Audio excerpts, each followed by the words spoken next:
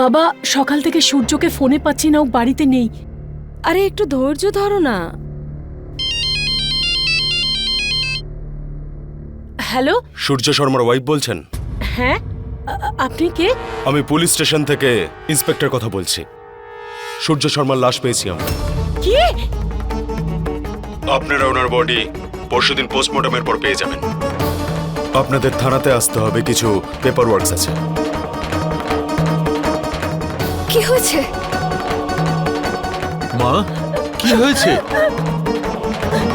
তুমি কাঁদছো কেন মা? আরে বলো না, কেঁদো না, আমাকে বলো না কি হয়েছে। সূর্য আর নেই বাবা।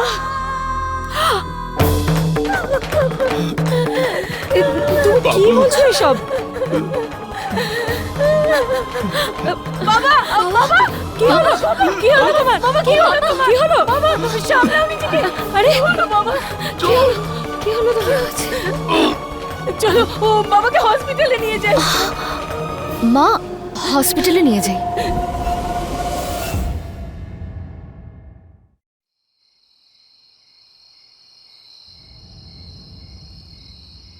কি ব্যাপার তোমার? আজকে অনেক দেরি করে ফিরলে? হ্যাঁ, আজকে অফিসে অনেক কাজ ছিল। আচ্ছা, আমি জল নিয়ে আসছি।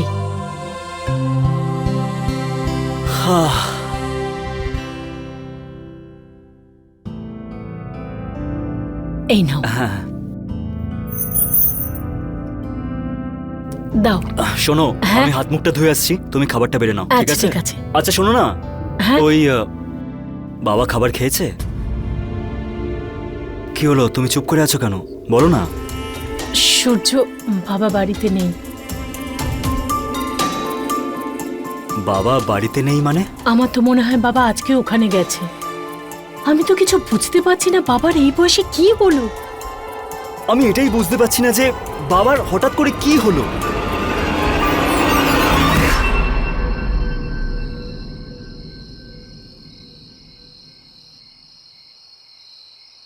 কবিতা, আরে তুমি এসে গেছো? আমি তো কখন থেকে অপেক্ষা করছিলাম।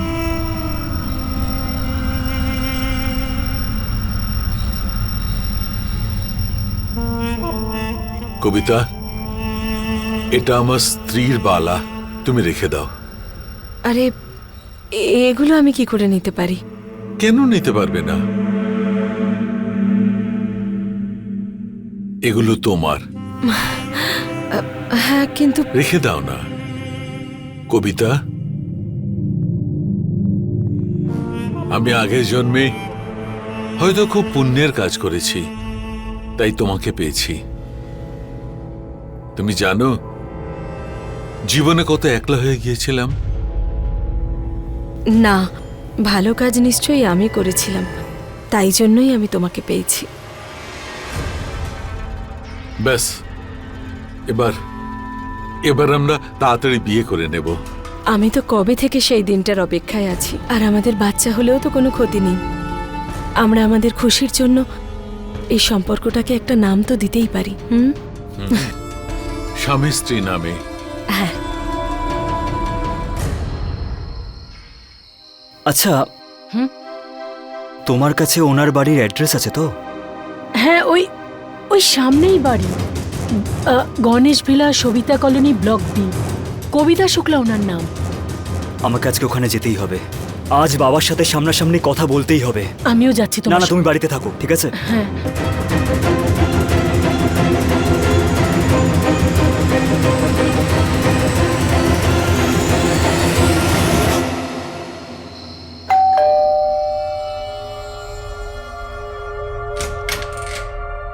নমস্কার। হ্যাঁ, আপনি? আমি সুরেন্দ্র শর্মার ছেলে সূর্য শর্মা।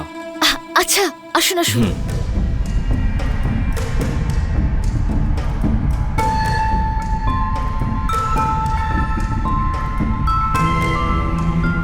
আপনি কে? আমি ওনার মেয়ে হই, যার সঙ্গে আপনার বাবা দেখা করতে আসেন। আমার নাম মীরা। মীরা, তোমার কিছু মনে হয় না যে আমার বাবা এখানে আসে? তুমি আটকাও না কেন ওনাকে? দেখুন সূর্যবাবু, এটা ওনাদের ব্যাপার, আর আমি ওনাদের এভাবে বারণ করতে পারি না যখন আমরা কিছু করার আগে কারোর অনুমতি নিই না। তাহলে আমার মনে হয় না যে আমাদের প্যারেন্টসদের উপর এত প্রেশার দেওয়া উচিত। ইনি কে? উনি আমার বাবা ছিলেন। সূর্য,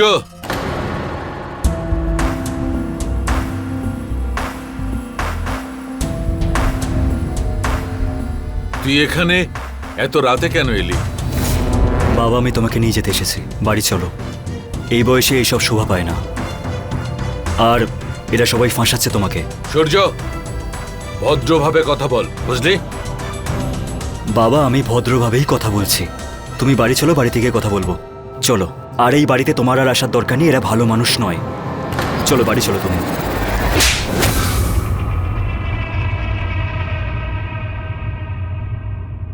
কার ব্যাপারে কথা বলছিস সেটা জানিস? ইনি হচ্ছেন তোর ভাবি মা। আমি এনাকে বিয়ে করছি, সেই জন্য এনার সম্পর্কে যা বলবি ভেবে চিনতে ভদ্রভাবে বল। আর ওই বাড়ি যাবার কথা, আজ রাতে আমি এখানেই থাকবো, তুই যা যা।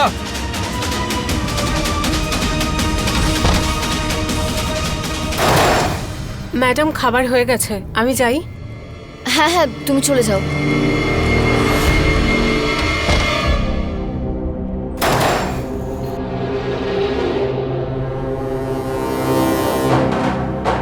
বাবা, দেখো, আমি জানি যে তুমি আমার মাকে অনেক ভালোবাসো, আর আমি তো তোমাকে বাবা হিসেবে মেনে নিয়েছি। কেউ তোমার পাশে থাকুক বা না থাকুক, আমি সব সময় তোমার পাশে থাকবো।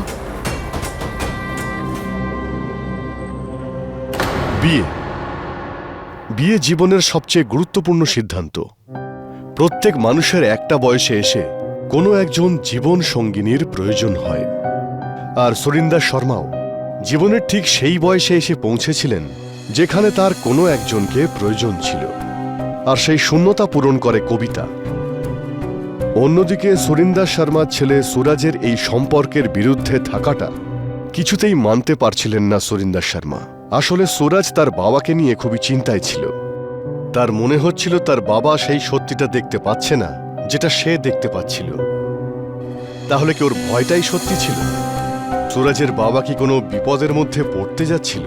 এখন এটাই দেখার, সত্যি কি এমন কিছু ঘটতে চলেছিল যা ওনার জীবনে ঝড় আনতে চলেছিল।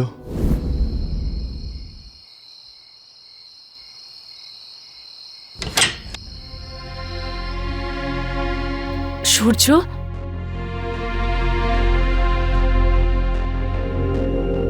সূর্য, সূর্য, সূর্য, কি হয়েছে? আর বাবা কোথায়? সূর্য, বলো আমাকে প্লিজ। আজকে বাবা ওই মহিলাটার জন্য আমার গায়ে হাত তুলল।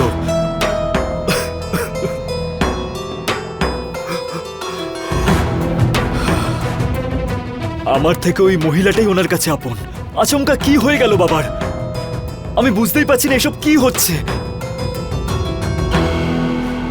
সূর্য, সামলাও নিজেকে। বাবা হন তোমার, তোমাকে খেয়াল রাখতে হবে। খোঁজ করো ওরা কারা, কোথা থেকে এসছে, আর বাবার সঙ্গে কি করে যোগাযোগ হলো। হ্যাঁ, আমি চাই না যে বাবা কোনো ভুল করুক। আমাকে খুব ভেবে চিনতে পা ফেলতে হবে।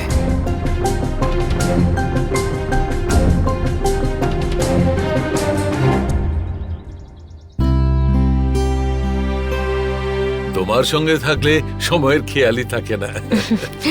আমারও। তাড়াতাড়ি এসো আবার। হ্যাঁ,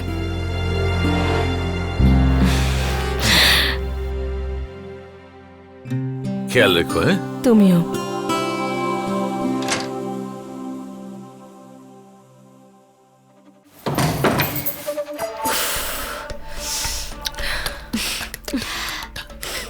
নতুন বাবা তো খুবই রোম্যান্টিক। চুপ কর। রোম্যান্টিক নয়, ইমোশনাল ফুল একটা। আরে এই ভালোবাসার নাটক করতে করতে তো আমার মাথাটাই ধরে গেল। আরে মন্নি, এক কাপ চা দাও তো। তবে যাই হোক, বুড়োটাকে বাগিয়ে এনেছি। ফাইনাল করো, কেন ভাবছো এত? তুমি যা করার তাড়াতাড়ি করো। আমার কথা শোনো। আরে ম্যাডাম, পরে উকিল বাবু এসেছেন। এবার চ্যাপ্টার 2 শুরু।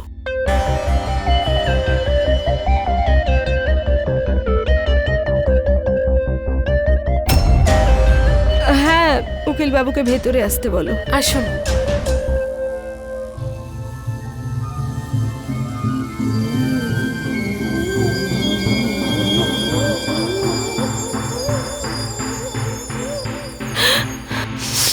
উকিল বাবু, ওনাকে ছাড়া আমি এ বাড়িতে থাকতে চাই না।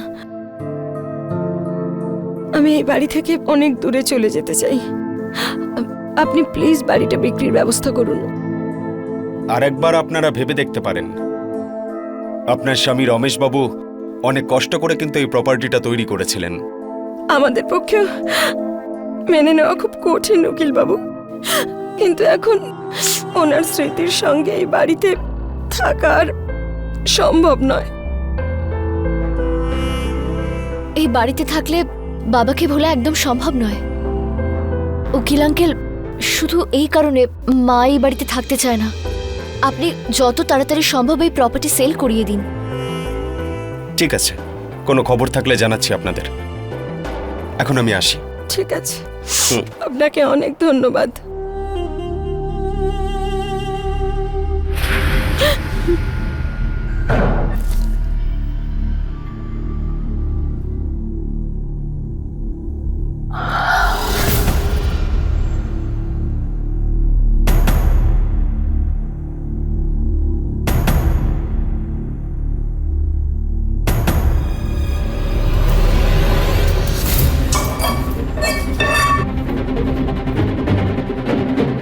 যতটা তোর খিদে আছে তার থেকে বেশি তোকে খাওয়াচ্ছি। ধর। একটা কথা মনে রাখিস, যা কিছু তুই জানিস কখনো কাউকে বলার চেষ্টাও করবি না।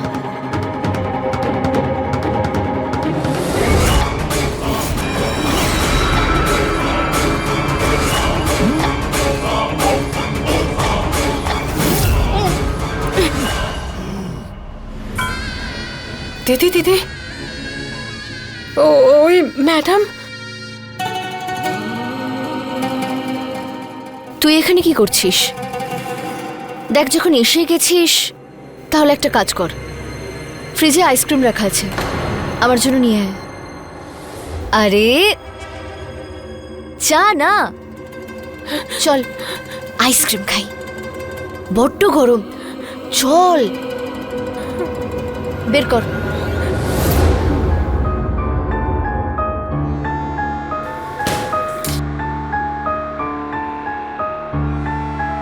পড়েছে।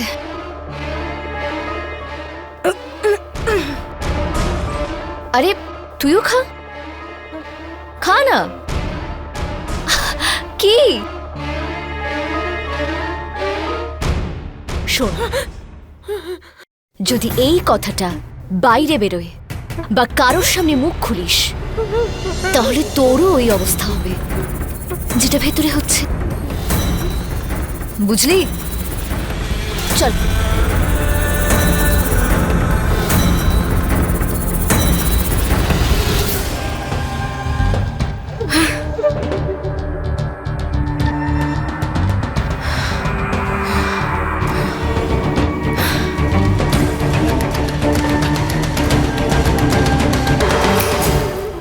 কি হয়েছে? কি ভাবছিস এত? কিছু না। আচ্ছা ঠিক আছে, আজ তো ছুটি।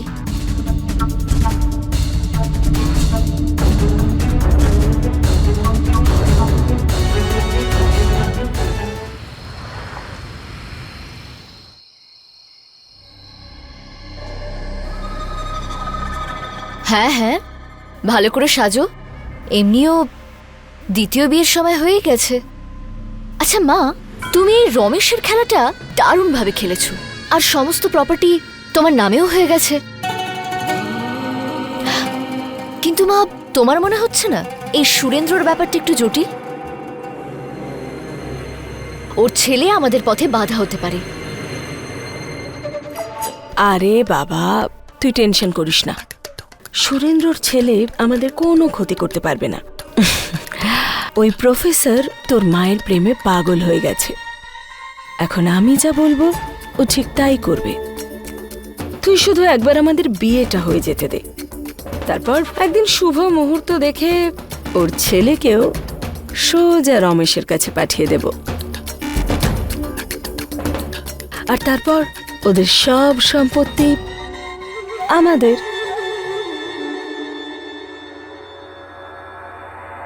দেখো মা, তুমি প্রফেসরের সঙ্গে যা করতে চাও তাড়াতাড়ি করো। এই বিয়ের খেলাটা একটু তাড়াতাড়ি করো মা। ওই প্রফেসর নিজের সমস্ত সম্পত্তি ছেলের নামে না করে দেয়, তাহলে আমাদের সমস্ত খেলা নষ্ট হয়ে যাবে। ধৈর্য ধর মীরা, ধৈর্যের ফল মিষ্টি হয়। আর তাছাড়া এখনো তো ওই বাড়িটা বিক্রি হয়নি। কোনো ব্যাপার নয়, আমি উকিলের সঙ্গে কথা বলবো। কম দামে বিক্রি হলেও এই বাড়িটা অবশ্যই বেচে দেবো। 1.5 কোটি টাকার বাড়ি, 1 কোটি তো পেয়েই যাব আরামসে। আর আমাদের পরবর্তী টার্গেট সেটাও তো রেডি আছে।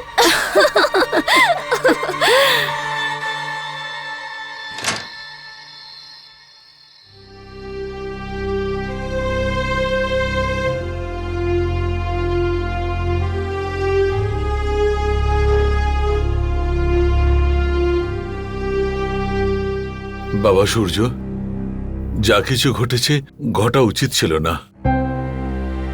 বাবা, তোর গায়ে আবার হাত তোলা ঠিক হয়নি।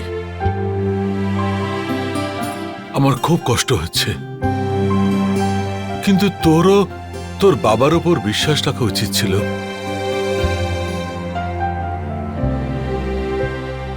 বাবা, সূর্য যা কিছু করেছে তোমার ভালোর জন্যই করেছে, ওর আর কোনো উদ্দেশ্য ছিল না। হ্যাঁ বৌমা, আসলে আমি বিয়ে করতেই চাইছিলাম না, কিন্তু তোমার মা মারা যাবার পর আমি খুব একলা হয়ে গেছি। একাকিত্ব খুব খারাপ জিনিস। মানুষের বেঁচে থাকার ইচ্ছাটাই চলে যায়। আর তুই তো অফিসে ব্যস্ত থাকিস, বৌমাও নিজের কাজ নিয়ে ব্যস্ত থাকে। আর আমার ছোট ছোট ব্যাপার নিয়ে বৌমাকে বিরক্ত করাটা আমার একদম ভালো লাগে না। সেই জন্য আমি ভাবলাম যে আমি যদি বিয়ে করে নিই তবে সুখ দুঃখের ভাগিদার একজন হবে, একজন সাথী হবে, যার সঙ্গে একটু কথা বলে সুখ দুঃখ ভাগ করে নেওয়া যাবে। বাবা, আমি সবসময় তোমার পাশে আছি। আর কি হয়েছে তুমি আমার গায়ে হাত তুলেছ? তো তুমি আমাকে এত বড় করে তুলেছ, পড়াশোনা শিখিয়েছ, কোনো ব্যাপার না। ধন্যবাদ বাবা। আচ্ছা, আমার একটা ফোন আছে।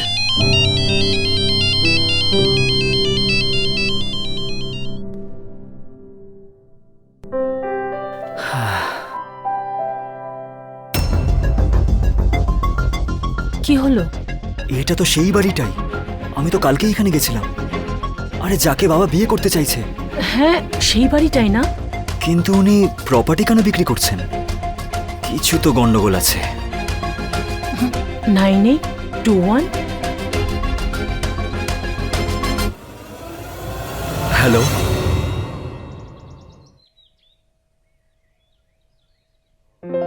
Hello sir. আরে আসুন না। স্যার, যে গণেশ ভিলা আছে না, সেটার ব্যাপারে জিজ্ঞেস করতে এসেছি। আচ্ছা, আপনি কি ওটা কিনতে চান? হ্যাঁ স্যার। দেখুন, ডিলটা খুবই ভালো। বাংলোটার ভ্যালু প্রায় 1.5 কোটি টাকা। আচ্ছা, ওকে। কিন্তু বাংলোর মালিক তার থেকেও কমে বিক্রি করতে চাইছেন। স্যার, এত বড় বাংলো, আজ নয়তো কাল ভালো দাম তো পাওয়াই যাবে, তাহলে এত কম দামে কেন বিক্রি করছে? আসলে ওনার কিছু পার্সোনাল রিজন রয়েছে। আসলে 3 মাস আগেই বাংলোর মালিক রমেশ বাবু মারা গিয়েছেন, আর ওনার স্ত্রী ওখানে থাকতে চান না, তাই যত তাড়াতাড়ি সম্ভব ওটা বিক্রি করতে চান। তাহলে আর কারা কারা থাকে রমেশ বাবুর পরিবারে? আর সেরকম কেউ নেই, শুধু রমেশ বাবুর দ্বিতীয় স্ত্রী কবিতা দেবী রয়েছেন, আর কবিতা দেবীর মেয়ে মীরা রয়েছে। রমেশ বাবুর সৎ মেয়ে মীরা? আগে হ্যাঁ, মীরা আসলে কবিতা দেবীরই মেয়ে। তবে আপনি কিন্তু ওনার পরিবারের প্রতি একটু বেশি ইন্টারেস্টেড দেখছি। না না উকিল বাবু, এরকম কিছু নয়। এত বড় প্রপার্টি যদি কিনতে হয়, পার্টির ব্যাপারে তো জানতেই হবে, তাই না? হ্যাঁ, একদম ঠিকই বলেছেন। ঠিক আছে উকিল বাবু, আমি আপনাকে সব ফোনে বলবো। ঠিক আছে।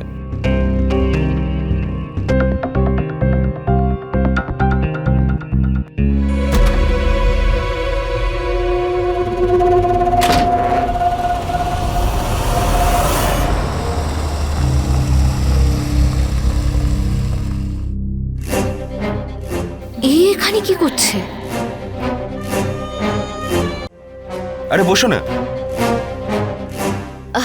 আঙ্কেল, এক্ষুনি আপনার অফিস থেকে যিনি বাইরে বেরোলেন উনি কে ছিলেন? উনি কাস্টমার ছিলেন, আসলে প্রপার্টির ব্যাপারে জিজ্ঞেস করতে এসেছিলেন, কিন্তু প্রপার্টির ব্যাপারে কম আর তোমাদের ব্যাপারে বেশি জানতে চাইছিলেন।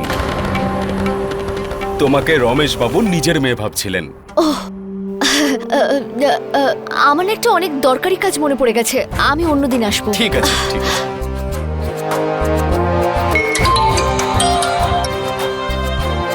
হ্যালো। মা, সূর্য সব জেনে গেছে যে আমি রমেশবাবুর আসল মেনুই, আর ও এবার জানতে পেরে যাবে যে এর আগেও তুমি অনেকবার বিয়ে করেছো, আর ওই সব কিছু জেনে সুরেন্দ্রকে বলে দেবে মা।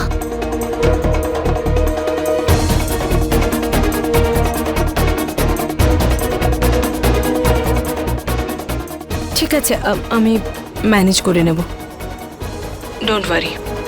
ঠিক আছে।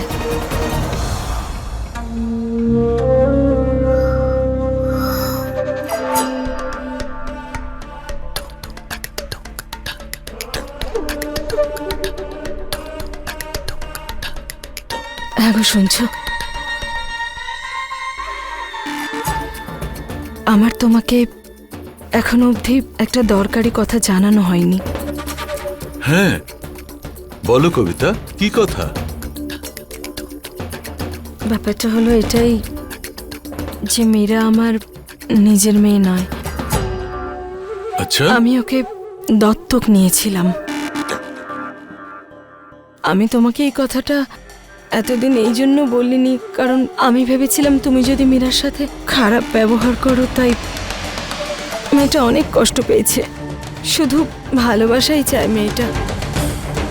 আমি চাইনি যে ওর পাস্ট ওর ভবিষ্যৎ নষ্ট করুক, শুধু সেই কারণেই আমি তোমায় কথাটা বলিনি। যদি তোমার খারাপ লাগে তো আমাকে ক্ষমা করে দিও। না কবিতা, এতে খারাপ লাগবার কি ব্যাপার আছে কবিতা? আরে তুমি তো একটা অনাথ মেয়েকে আশ্রয় দিয়েছো, সাহারা দিয়েছো। তোমার এই ব্যাপারটা জানার পর আমার কাছে তোমার সম্মান বেড়ে গেছে, ভালোবাসাও অনেক বেড়েছে। সত্যি? একদম। কবিতা, প্রথমে আমার একটা ছেলে ছিল, আর এখন মীরার রূপে আমার একটা মেয়েও হলো। আমি জানতাম যে তুমি মীরাকে তোমার নিজের মেয়ের চেয়েও বেশি ভালোবাসবে। তুমি শুধু তাড়াতাড়ি আমাকে বিয়ে করে নাও প্লিজ। একদম, আমরা খুব তাড়াতাড়ি বিয়ে করে নেব। ঠিক আছে। আমি সূর্যের সঙ্গে কথা বলেছি, এখন ও রাজি হয়ে গেছে। খুশি? খুব খুশি। আমি তোমার জন্য চা নিয়ে আসছি, ঠিক আছে?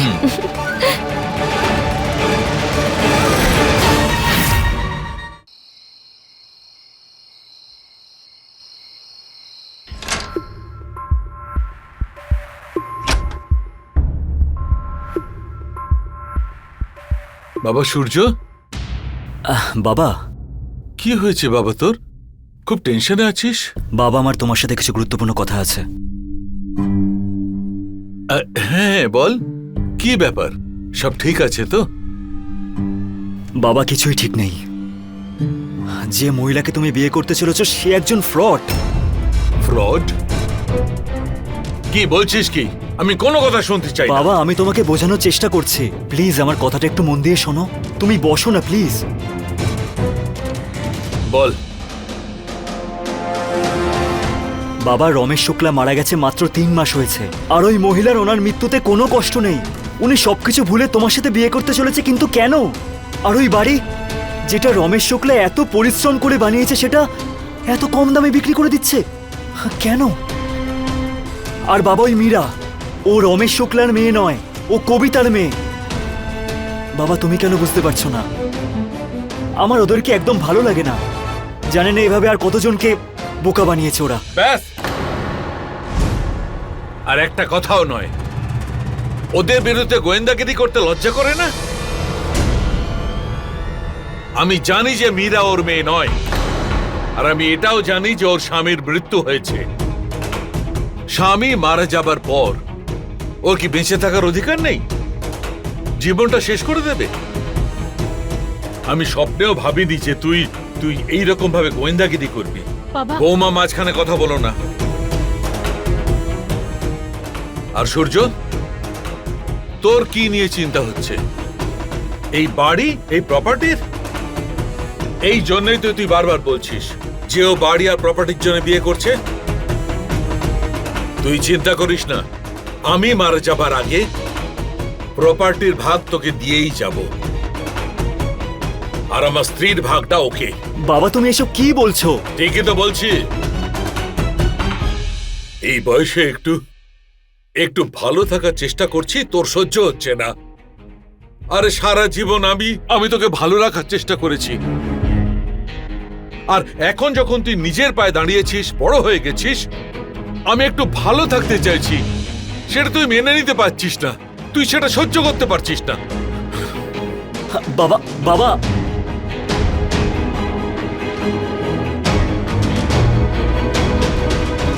শেষ পর্যন্ত সুরাজের সন্দেহই ঠিক হলো। কবিতা আর মীরা শুধুমাত্র প্রপার্টির জন্যই সুরিন্দর শর্মার অনুভূতি নিয়ে খেলছিল। শুধু তাই নয়, ওদের প্রপার্টি আর টাকার প্রতি লোভ এতটাই ছিল যা পাওয়ার জন্য ওরা কাউকে খুনও করে ফেলতে পারত। আর তাই এবার বিপদ সুরিন্দর শর্মার তার পরিবারের দিকে দ্রুত এগিয়ে আসছিল, যা সুরাজ ঠিক বুঝতে পেরেছিল, কিন্তু কিছুতেই সে তার বাবাকে এটা বোঝাতে পারছিল না। কবিতা সুরিন্দর শর্মাকে এমনভাবে ফাঁসিয়েছিল তার জালে যে সে কবিতার বিরুদ্ধে কিছুই শুনতে চাইছিল না। বন্ধুরা, যেখানে বিশ্বাস থাকে সেখানেই বিশ্বাসঘাতকতা থাকে, আর এই বিশ্বাসই শর্মা পরিবারের জন্য একটা বড় বিপদ ডেকে আনে, যার ইঙ্গিত কিন্তু সুরিন্দর শর্মা বুঝতে পারেননি। এবার এটাই দেখার এই পরিবারের ভবিষ্যতে কি ঘটতে চলেছিল।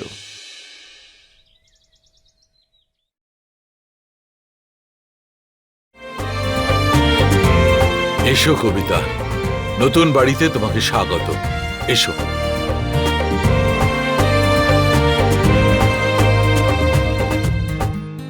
তোমার বাড়িটা খুব সুন্দর। তোমাকে এটা আরো সুন্দর করতে হবে। মা, নিজের যত্ন নিও, আর কখনো দরকার পড়লে ফোন করে নিও। আমি চলে যাচ্ছি। মা,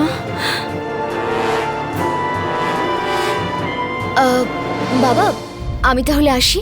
আরে কোথায় যাচ্ছিস মা? এটা তোরও বাড়ি। এখন তুই আমাদের মেয়ে, তুই কোথাও যেতে পারবি না, এখানেই থাকবি।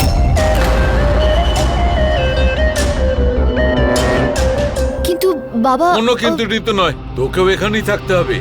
আরে পুরো পরিবার আমরা একসঙ্গে থাকবো মা। থ্যাংক ইউ বাবা। তুমি আমার জীবনে আসতে আমি নিজের বাবাকে ফিরে পেয়েছি। মা, আমিও তো একটা মেয়ে পেলাম, এবার ফ্যামিলিটা কমপ্লিট হলো। এসো এসো এসো এসো।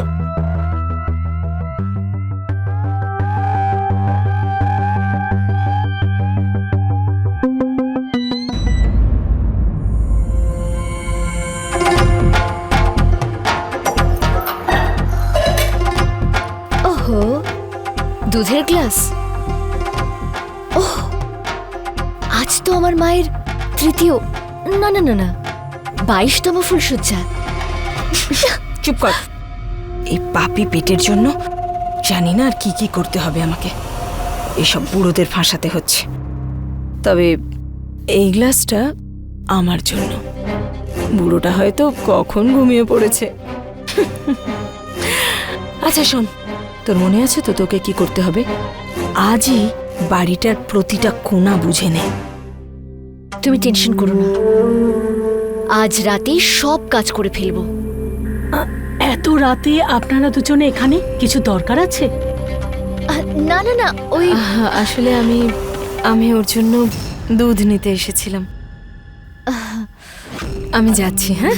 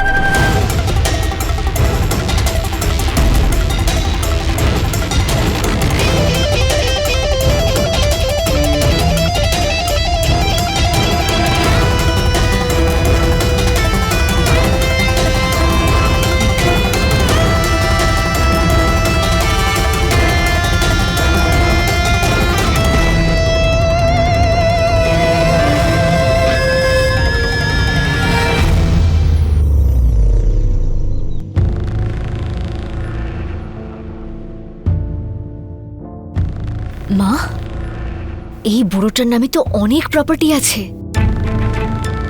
আর যা এই বুড়োটার নামে আছে সে সবই এখন তোমার। আর এখন তো বিয়েও হয়ে গেছে। যা কিছু করার তাড়াতাড়ি করো। কিছু ভেবেছিস তুই? আরে বাবা, কি ভাবছো? কিছু না। ওই মীরা বলছিল যে ও বেশি দিন এখানে থাকতে চায় না, তো ভাবছিল যে দিল্লি গিয়ে যদি MBA করে তো। হ্যাঁ, হ্যাঁ হ্যাঁ, সেটা তো খুব ভালো কথা। আরে কোথাও যাওয়ার দরকার নেই, তুমি এখানে থেকে MBA করো, আর এই বাড়িটাও তো তোমারই, তাই তো বাবা? হ্যাঁ, সেটাও অবশ্য ঠিক। আমি সব কলেজের ফর্ম নিয়ে আসছি, যেটা তোমার ভালো লাগে ভর্তি হয়ে যেও। ঠিক আছে। আরে তোমরা বসো না, আমি চা জল খাবার নিয়ে যাচ্ছি। হ্যাঁ, খুব চা তেষ্টা পেয়েছে। হ্যাঁ, এক্ষুনি দিচ্ছি।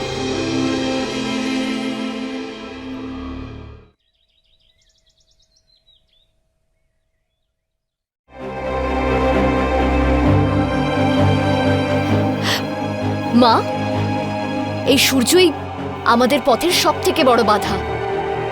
দেখনি তুমি কেমন উল্টোপাল্টা বকছিল? এ তো আমাকে বিদ্বান বানিয়েই ছাড়বে।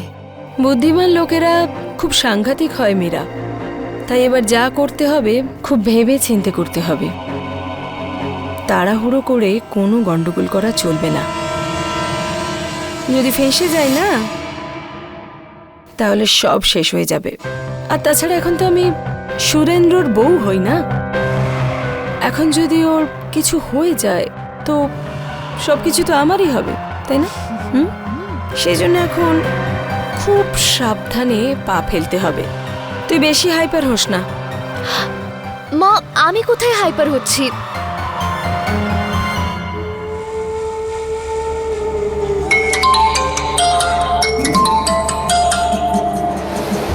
এই মুন্নি, মা, এই মুন্নি একদম শোধরাবে না। হ্যালো, দেখ মুন্নি, একটা লোক যতটা ইনকাম করে তার থেকে 50 গুণ বেশি তোকে দিয়েছি। কি? তুই তুই তুই আমাদের ব্ল্যাকমেল করছিস? ঠিক আছে, কত? ঠিক আছে, যদি আরেকবার কল করিস তাহলে তোকেও সেখানেই পাঠিয়ে দেব যেখানে বাবাকে পাঠিয়েছি। সন্ধ্যাবেলা দেখা কর। হ্যাঁ, আমি অ্যাড্রেস SMS করে দিচ্ছি। মা, মুন্নি কিন্তু এবার ব্ল্যাকমেল করছে। 2 লাখ টাকা চাইছে, দিতে হবে। ঠিক আছে, তুই দেখে নে তোর মতো করে। কিন্তু ও যদি আবার টাকা চায় তখন? দ্বিতীয়বার টাকা চাইলে ওকে প্রাণেই মেরে দেব। এমনিতেই আমার মাথা গরম হয়ে আছে।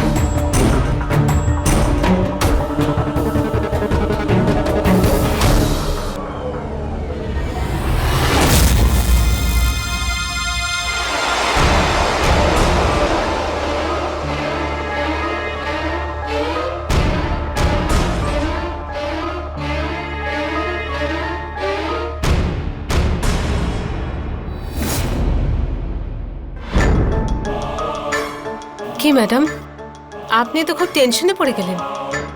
এত বেশি টাকা তো আমি চাইনি আপনার থেকে। 2 লাখ নিজের সীমায় থেকে যদি চাইতিস তাহলে ভালো হতো। ম্যাডাম, আপনাদের এত বড় কথাটা যে লুকিয়েছি আমি, যদি সবাই জানতে পেরে যায় যে আপনার মাই ওকে মেরে ফেলেছেন আর ওনার টাকার জন্য ওনাকে বিয়ে করেছিলেন আর বিয়ের আগে থেকেই ওনাকে মারার প্ল্যান করে রেখেছিলেন, তাহলে আপনাদের কি হবে বলুন তো? আর এমনিতে আপনারা কোটি কোটি টাকা পাচ্ছেন, 2 লাখ টাকা দিতে এত সমস্যা হচ্ছে কেন? ধর আমি তোকে 2 লাখ টাকাটা দিয়েই দিলাম, তাহলে এই কথাটার কি গ্যারান্টি আছে যে তুই কখনো কারোর সামনে মুখ খুলবি না? আমার সন্দেহটাই ঠিক ছিল। এবার বাবা সব সত্যিটা জেনে যাবে। ম্যাডাম টাকা দিয়ে দিন, আমি এখান থেকে চলে যাব, কাউকে কিচ্ছু বলবো না। সত্যি বলবি না তো? না না, কিচ্ছু বলবো না। ঠিক আছে।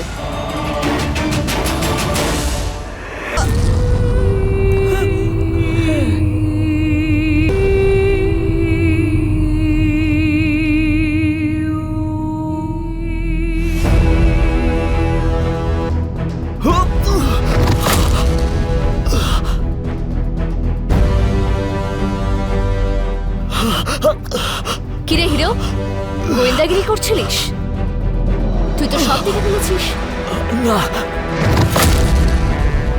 দেখো আমি তো তোমার কোনো ক্ষতি করিনি।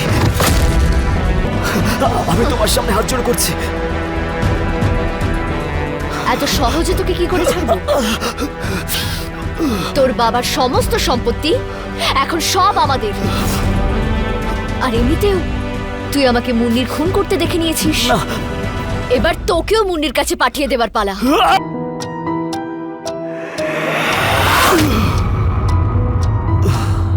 এবার এই সূর্য আর কখনো উদয় হবে না।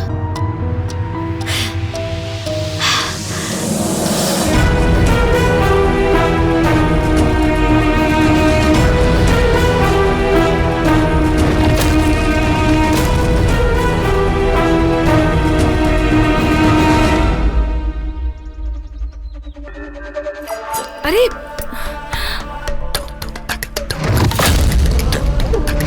কি হয়েছে? মা, সূর্য সূর্য অস্ত হয়ে গেছে। কিন্তু কেন, কিভাবে? ও মুন্নির খুন করার সময় আমি দেখে নিয়েছিল। আমি কি করতাম? দেখো, তুমি তুমি একদম নর্মাল রিয়েক্ট করো। বাড়িতে বিশাল ঝামেলা সৃষ্টি হতে চলেছে।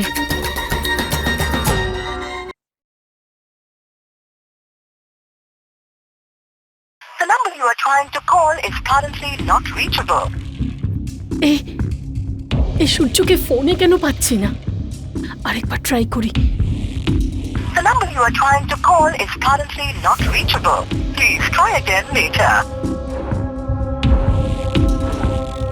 বাবা, বাবা সকাল থেকে সূর্য বাড়িতে নিয়ে আর ফোনেও পাচ্ছি না। মা, ওর বন্ধুদের ফোন করে দেখো, হতে পারে কোনো বন্ধুর বাড়িতে গেছে। ওর সব বন্ধুদেরকে ফোন করেছি কিন্তু কারোর বাড়িতেও নেই। আরে একটু ধৈর্য ধরো না।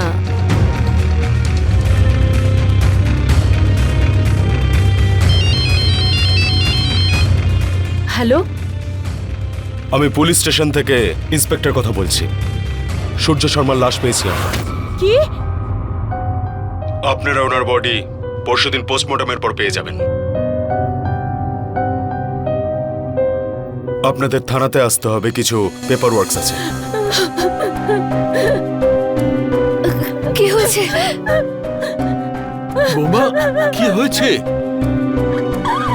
তুমি কাঁদছো কেন? আরে বলো, কেন কাঁদছো? বলো আমাকে কি হয়েছে? সূর্য আর নেই বাবা। এসব কি করে হলো? বাবা, বাবা, কি হলো তোমার? বাবা, বাবা, কি হলো তোমার?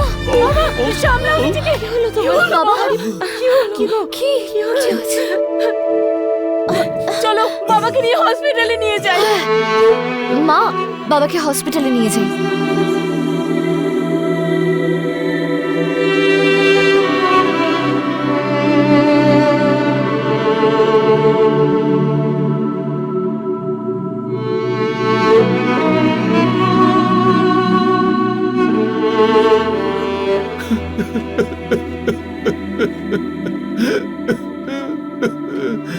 বাবা, নিজেকে সামলাও।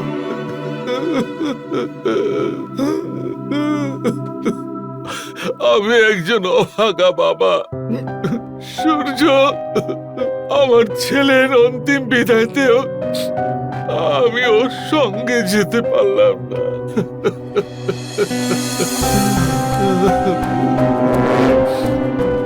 বাবা, নিজেকে দোষ দিও না বাবা।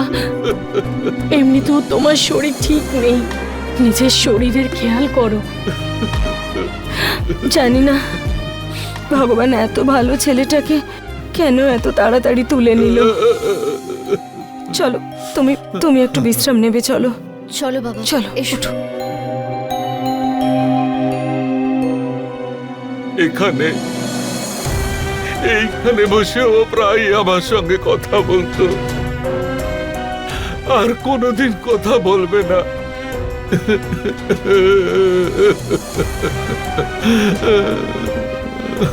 আকাঙ্ক্ষা, তুমি ওনাকে ভেতরে নিয়ে যাও, আমি একটু পরে আসছি। হ্যাঁ, চলো বাবা।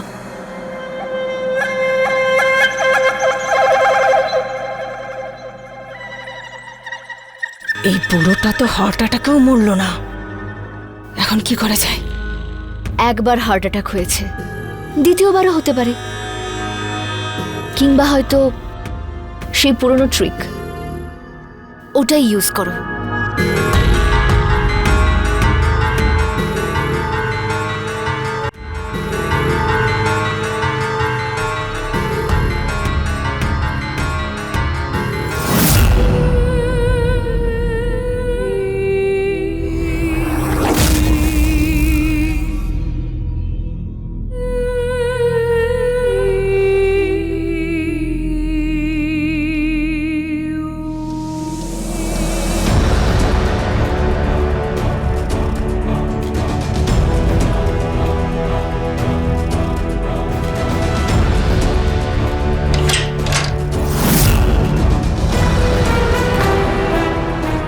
আমার স্বামী ঠিকই বলতো, তোমরা দুজনে ফ্রড।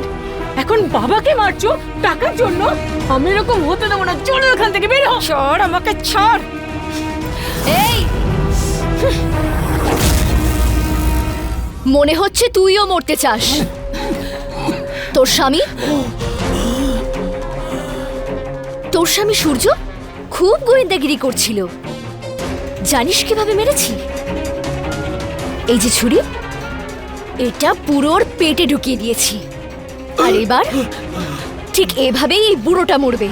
আর তারপর তুই, তারপর এই সম্পূর্ণ প্রপার্টিটা হবে আমাদের।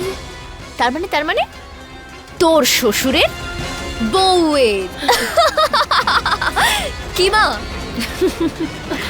একদম ঠিক। অনেক দিন ধরে এই নাটকটা চলছে, এবার তোর আর এই বুড়োটার মৃত্যুতে এই নাটকটার ক্লাইম্যাক্স হবে। নেমিরা, খেলা শেষ কর।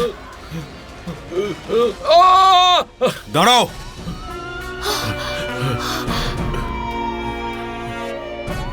আমি আগেই জানতে পেরেছিলাম যে সূর্যকে তুমিই মেরেছো। সূর্যর ডেড বডির কাছে এই মোবাইলটা পাওয়া গেছিল, যেখানে ও সব রেকর্ড করেছিল। কি করে তুমি ওই কাজের মেয়েটাকে মেরে ফেলেছো? ম্যাডাম, এই যে ভিডিওটা দেখুন।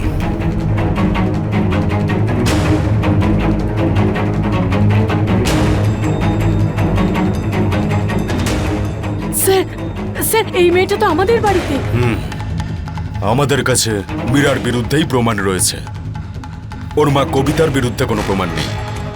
ওদের দুজনকে আমাদের হাতে নাতে ধরতে হবে, তাই এই নাটকটা করে যেতে হবে। তার জন্য আমরা আপনার বাড়ির আশেপাশেই থাকব। আর এই মা আর মেয়ে দুজনে নিশ্চয়ই কিছু না কিছু ভুল করবে, কিন্তু আপনাদেরকে সতর্ক থাকতে হবে। এই যে প্রমাণ। ইন্সপেক্টর, নিয়ে যান এদের দুজনকে। কনস্টেবল, হ্যাঁ, নিয়ে চলে। চলো চলো। বাবা, তুমি ঠিক আছো? আমার ছেলে সূর্য।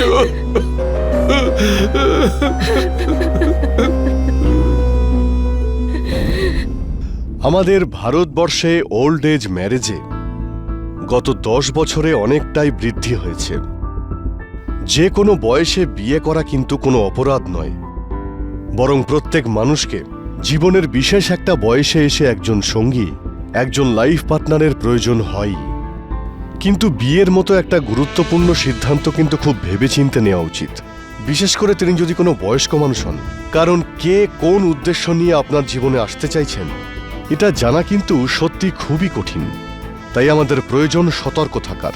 যদি সুরিন্দর শর্মা তার ছেলে সুরজের কথা আগেই শুনত আর কবিতার ব্যাপারে এবং তার বিগত জীবনের ব্যাপারে যদি ভালো করে খোঁজ খবর নিত, তাহলে আজ এই পরিবারের সঙ্গে যা ঘটল সেটা হওয়া থেকে আটকানো যেত। সেই জন্য কোনো সম্পর্ক খুব ভালো করে ভেবেচিন্তে আর যাচাই করে করুন, আর কাছের মানুষদেরও অ্যালার্ট করুন। এর সঙ্গে আমি গিরিশ জৈন ক্রাইম অ্যালার্টের এই এপিসোড থেকে বিদায় নিচ্ছি। আবার দেখা হবে এমন কোনো সত্য ঘটনার সঙ্গে।